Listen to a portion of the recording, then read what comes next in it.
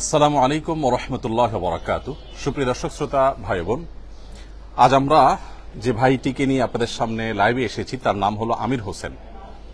আপনারা অনেকে দেখেছেন ঢাকার রামপুরার মেরাদিয়াতে যে কার্নিশে ঝুলন্ত অবস্থায় গুলি খেয়েছে যে ছেলেটি মরে গেছে বলে আমরা ধরে নিয়েছিলাম, সেই ছেলেটি বেঁচে আছে। ইতিমধ্যে বিভিন্ন গণমাধ্যমে আপনারা জানতে পেরেছেন। আজ আমরা সেই ছেলেটিকে মূলত আপনাদের সামনে হাজির করেছি এজন্য যে তার জন্য আসন্না ফাউন্ডেশন কিছু কাজ করার উদ্যোগ নিয়েছে। এই উদ্যোগটা অবশ্য আজকে নেওয়া হয়নি, উদ্যোগটা আরো অনেক আগে থেকে নেওয়া হয়েছে। কিন্তু তার শারীরিক অসুস্থতা, তার রানের এদিকে কাটা রগগুলো, রক্তনালী ছিঁড়ে গেছে, সেই জায়গাগুলোতে সেলাই আছে, ব্লিডিং হয়, আবার তাকে হসপিটালে যেতে হয়। এরকম একটা আনস্টেবল পরিস্থিতির কারণে তার জন্য কিছু হাদিয়া, কিছু উপহার আমরা প্রস্তুত করেছি। সেগুলো তাকে হস্তান্তর করব। সেই অনুষ্ঠানটা বা আনুষ্ঠানিকভাবে হস্তান্তর করাটা একটু বিলম্বে আমাদেরকে করতে হলো। বাকি আমরা তার জন্য এই প্রিপারেশনটা আরো 2 সপ্তাহ আগে থেকে করে রেখেছিলাম। আমির হোসেন পেশা একজন হোটেল কর্মচারী, একটি হোটেলে কাজ করে তার জীবিকা সে নির্বাহ করে। তার মা নেই, মাহারা এই ছেলে। তার বাবা অন্য সংসার নিয়ে ব্যস্ত, সে বাবা তার কোনো খোঁজ খবর নেন না। তার ফুফু আছেন আমার পাশে, ভদ্রলোক, তার ফুপা আছেন, ফুপার কাছেই মূলত এই ছেলে বেড়ে উঠেছে। ফুপাই তার দেখভাল করেন। ফুপার নিজে একজন অটোরিকশা চালক, তিনি ভাড়ায় অটোরিকশা চালান এবং 500 টাকা তার ভাড়া দিতে হয় প্রতি মাসে, প্রতিদিনে 500 টাকা করে তাকে ভাড়া দিতে হয়। তো আমির হোসেনকে নিয়ে আমরা আজকে আপনাদের সামনে এসেছি যে আমরা যখনই জানতে পেরেছি মিডিয়ার মারফতে যে আমির হোসেন বেঁচে আছে, কার্নিশে ঝুলন্ত গুলিবিদ্ধ আমির হোসেন আলহামদুলিল্লাহ আমাদের মাঝে আছে, সেটি জানতে পারার পরে আমরা তার সাথে যোগাযোগ করেছি এবং তার খোঁজ খবর আমরা নিয়েছি আলহামদুলিল্লাহ। আমি আমির হোসেনের কাছ থেকে কিছু তথ্যপত্র জেনে আপনাদেরকে আমরা জানাবো। তার আগে একটু আমি জানিয়ে রাখতে চাই, মূলত 19 জুলাই মেরাদিয়া বাজারে সে যেই হোটেলে কাজ করে সেখান থেকে বাসায় যাওয়ার সময় গোলাগুলির ভেতরে সে পড়ে যায়। তখন সে নির্মাণাধীন বিল্ডিং এ আশ্রয় নেয়। বিল্ডিং এ আশ্রয় নেওয়ার পর পুলিশের দৌড়ানি খেয়ে সে, আপনারা দেখেছিলেন সেই ছবি এবং ভিডিও, সে কার্নিশে ঝুলন্ত অবস্থায় 4 তলার কার্নিশে ঝুলে থাকে। এই অবস্থা থাকে, অনেকগুলো গুলি করা হয়। তার 2 রানে অনেকগুলো গুলি আছে যেগুলো দেখানোর মতো না, নিচে অনেকগুলো গুলি আছে, ঝাঁঝরা করে ফেলা হয়েছে অনেকগুলো গুলি। তো ভাগ্যিস উপর দিক গুলি করা হয় না, এদিকে গুলি হয়েছে। তো এই গুলিগুলোর কারণে দুঃখিত, সে আহত হয়েছে। পরবর্তীতে সে অনেকগুলো হসপিটাল ভর্তি হয়েছে, অনেক জায়গায় ট্রিটমেন্ট নিয়েছে। ঢাকা মেডিকেল কলেজে ছিল, কমফোর্টে ছিল। আমরা তার কাছ থেকে একটু কথা শুনবো ইনশাআল্লাহ।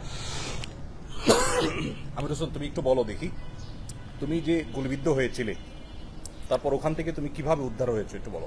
আমি যখন গুলিবিদ্ধ আহত অবস্থায় আর কি, আমি যে সময় পুলিশ গুলি করে চলে যাওয়ার পরে তারপরে আমি ঝুলন্ত অবস্থায় 3 তলার বারান্দায় জাবদা পড়ছি এলাম আর কি।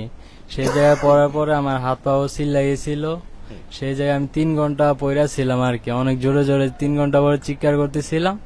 তারপরে ফেমাস হসপিটালের ডাক্তাররা এটা খবর পায় আমাকে, ফেমাস হসপিটালের ডাক্তাররা, হ্যাঁ ওনারা ডাক্তারেরা হসপিটালে নিয়ে শিলায় ব্যান্ডেজ করার পরে তারপরে রাত্রে 12টার দিকে আমাকে ঢাকা মেডিকেল পাঠাই দিয়েছিল আর কি।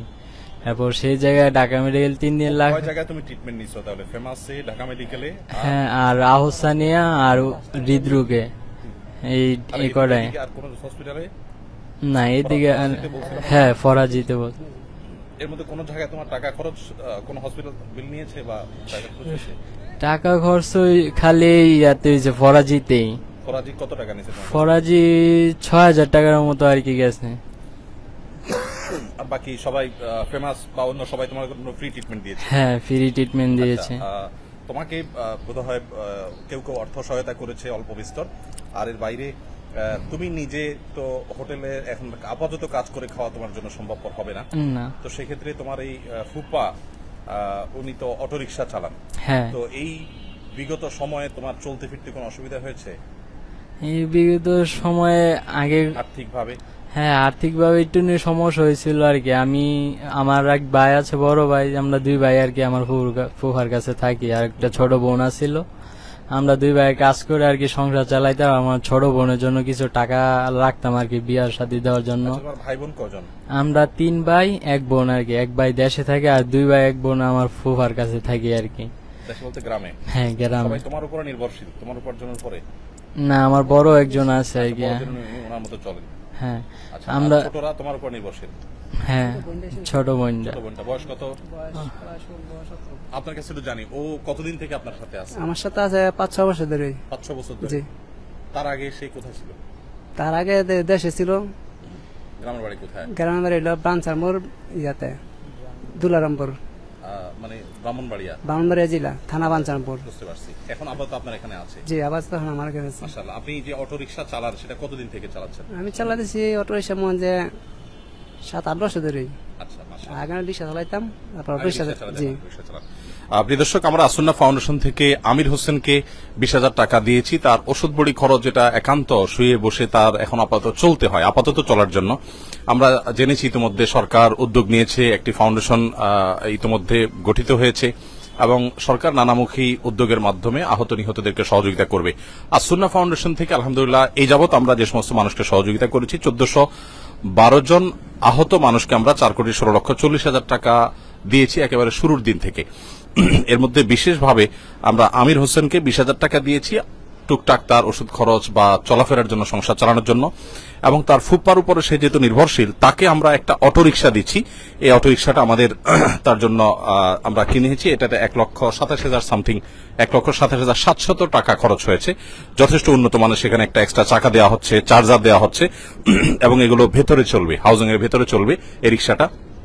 প্রতিদিন 500 টাকা করে আপাতত ভাড়া দিয়ে, অর্থাৎ রোজ জমা দিয়ে তার ফুপা রিক্সা চালায় থাকেন, অটো রিক্সা চালায় থাকেন। এখন আর তার সে 500 টাকা দেওয়া লাগবে না, অর্থাৎ ইনশাআল্লাহ মাসে 15,000 টাকা তার সেভ হয়ে গেল শুধুমাত্র রিক্সাটা পাওয়ার কারণে। এবং এর মাধ্যমে তাদের সংসার আল্লাহ চাহেন তো পরিচালিত হবে। এর বাইরে সে যখন সুস্থ হয়ে উঠবে, কর্মক্ষম হবে, তার জন্য আমরা আসন্ন ফাউন্ডেশন থেকে আরো যা যা করার দরকার ইনশাআল্লাহ আমরা করব। আর ইতিমধ্যে সরকার যেহেতু ঘোষণা দিয়েছে আহত নিহতদের জন্য ব্যাপকভাবে সরকার কাজ করছে, আলহামদুলিল্লাহ, এটা আনন্দের বিষয়। আমরা সরকার এবং সমন্বয়কদের সাথে যোগাযোগ করে হতাহতদের জন্য, বিশেষ করে যারা নিহত হয়েছে তাদের পরিবারের জন্য, ইয়েতিমদের জন্য আমরা কিছু করতে পারি, হতাহতদের জন্য কিছু করার সুযোগ আছে, সেটা অবশ্যই সরকারের সংশ্লিষ্ট কর্তৃপক্ষের সাথে যোগাযোগ করে, ইতিমধ্যে আমরা যোগাযোগ করছি এবং প্রতিনিয়ত যোগাযোগ চলছে। সমন্বয়কদের সাথে যোগাযোগ করে, সরকারের সাথে যোগাযোগ করে ইনশাআল্লাহ আমরা কিছু একটা করবো। আমাদের প্রাথমিক একটা পরিকল্পনা আছে, যদি সংশ্লিষ্ট কর্তৃপক্ষের সার্বিক অনুমোদন আমরা পাই, আমরা 500 পরিবারকে হতাহতদের মধ্যে থেকে বাছাই করে 500 পরিবারকে আমরা 500 সিএনজি দিতে চাই, যে সিএনজিগুলো ঢাকায় চললে প্রতিদিন তারা 1500 টাকা শুধুমাত্র জমা পাবে, অর্থাৎ মাস শেষে ভালো একটা অ্যামাউন্ট তারা পাবে ইনশাআল্লাহ তারা। তো আমি আর খুব বেশি দীর্ঘায়িত করব না। আমি আপনার কাছে বলতে চাই যে আপনি নিজে তো ভাড়ায় অটো রিক্সা চালাতেন, এখন এটা পেলে আপনার কি পরিমাণ উপকার হবে? এটা পেলে অনেকটা উপকার হবে, কারণ যে টাকাটা ভাড়া দিতাম এটাতে আমার সংসার, দুইটা সংসার মোটামুটি ভাবে চলাফেরা করা যাবে। আচ্ছা, ঠিক আছে। আপনি ওর দেখভাল করবেন তো ইনশাআল্লাহ? ইনশাআল্লাহ হ্যাঁ, অনেক আদর করবি, আমি জিজ্ঞাসা করেন। সে যে আহত হয়েছে, আহত হওয়ার পরে তো একটা লম্বা সময় তার খোঁজ খবর কি পাইছেন আপনারা? না, লম্বা সময় পুরাটা সময় পিছিয়ে আছি আমরা, প্রায় 1 মাসে যে আহত তারপর আমি পিছিয়ে আছি। ও পিছনে আছে, জি, কাজ করতে পারিনি। তো যেহেতু আপাতত তাদের সমস্যা সমাধান দরকার, এই জন্য আমরা আপাতত তাদের ব্যবস্থা করলাম। পরবর্তীর জন্য ইনশাআল্লাহ সরকার কি করছে না করছে, আমাদের কি করার সুযোগ আছে, সরকার এবং সংশ্লিষ্ট কর্তৃপক্ষের সাথে পরামর্শ করে আমরা ইনশাআল্লাহ ব্যাপকভাবে কাজ করব। আমরা যেটা প্ল্যান করেছি যে 500 সিএনজি যদি ঢাকায় আমরা দিতে পারি, তাহলে হতাহতদের অনেকে আছে ঘরে বসে, তাদের মাসে 45 থেকে 50,000 টাকা তাদের এসে যাবে এবং সুন্দরভাবে তাদের সংসার ইনশাআল্লাহ পরিচালিত হবে।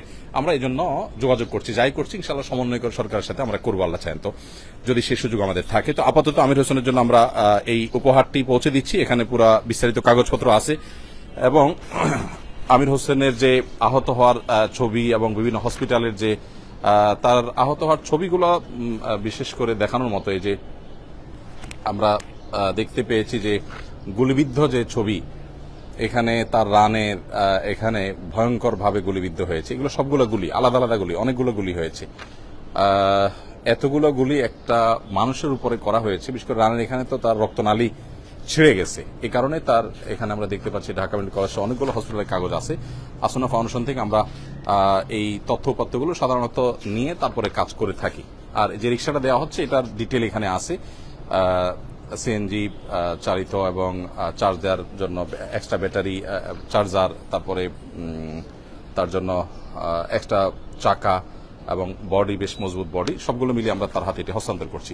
এ হলো তোমার জিনিস। আল্লাহ তোমাকে সুস্থ করে পরিপূর্ণ আমরা দোয়া করি তোমার জন্য। তুমি কি খুশি আসনা ফাউন্ডেশন তোমার জন্য এটুকু করার জন্য?